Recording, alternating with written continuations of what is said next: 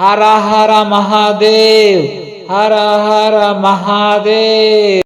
ಸ್ನೇಹಿತರೆ, ಈ ಕುಂಭ ಮೇಳ ಅನ್ನೋದು ಮೂಲಕ ನಮ್ಮ ಹಿಂದೂ ಪುರಾಣಗಳ ಪ್ರಕಾರ ಈ ಸಮುದ್ರ ಮಂಥನ ಕಥೆಯಿಂದ ಪ್ರಾರಂಭವಾಗ್ತದಂತೆ.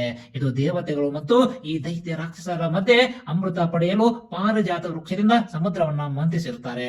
ಈ ಮಂಥನದ ಸಮಯದಲ್ಲಿ ನಾನಾ ಅಮೂಲ್ಯವಾದ ವಸ್ತುಗಳು ಹೊರ ಬರ್ತವೆ. ಅಂತಿಮವಾಗಿ ಈ ಅಮೃತದ ಕುಂಭದ ಪಾತ್ರೆ ಹೊರ ಬಂದ್ಬಿಡುತ್ತೆ.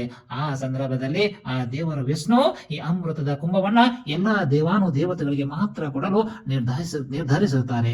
ಆ ಸಂದರ್ಭದಲ್ಲಿ ಈ ರಾಕ್ಷಸರು ಕೂಡ ಈ ಅಮೃತವನ್ನ ಕಬಳಿಸುವ ಒಂದು ಪ್ರಯತ್ನಿಸ್ತಾರೆ. ಆ ಸಂದರ್ಭದಲ್ಲಿ ಅಮೃತವನ್ನ ಈ ಕುಂಭದಿಂದ ಒಂದು 4 ಸ್ಥಳಗಳಲ್ಲಿ ಹರಿದಾಡಿ ಬಿಡುತ್ತೆ.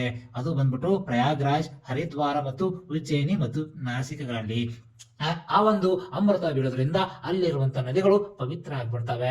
ಸೊ ಹೀಗಾಗಿ ಪ್ರತಿ 12 ವರ್ಷಗಳಿಗೊಮ್ಮೆ ಇಲ್ಲಿ ಕುಂಭ ಮೇಳವನ್ನ ಆಚರಣೆ ಮಾಡಲಾಗುತ್ತೆ. ಸೊ ಆ ಸಂದರ್ಭದಲ್ಲಿ ನಾವು ಏನಾದರೂ ಅಲ್ಲಿ ಸ್ನಾನವನ್ನ ಮಾಡಿದ್ದೇ ಆಗಿದ್ದಲ್ಲಿ ನಾವು ಮಾಡಿರುವ ಪಾಪ ಕೂಡ ಅಲ್ಲಿ ಕಳೆದು ಹೋಗುತ್ತೆ ಅನ್ನೋ ನಿಮ್ಮೆಲ್ಲರ ನಂಬಿಕೆ. ಈ ಪೌರಾಣಿಕ ಕಥೆಯೊಂದಿಗೆ ಈ ಕುಂಭ ಮೇಳವು ಕೇವಲ ನಮ್ಮ ಭಾರತ ದೇಶದ ಹಬ್ಬವಾಗಿಲ್ಲ, ಇದು ನಮ್ಮ ಭಕ್ತಿ, ನಮ್ಮ ಶ್ರದ್ಧೆ ಮತ್ತು ದೈವಿಕ ಶಕ್ತಿಯ ಒಂದು ಉತ್ಸವವಾಗಿದೆ ಅಂತಾನೆ ಹೇಳ್ಬೋದು.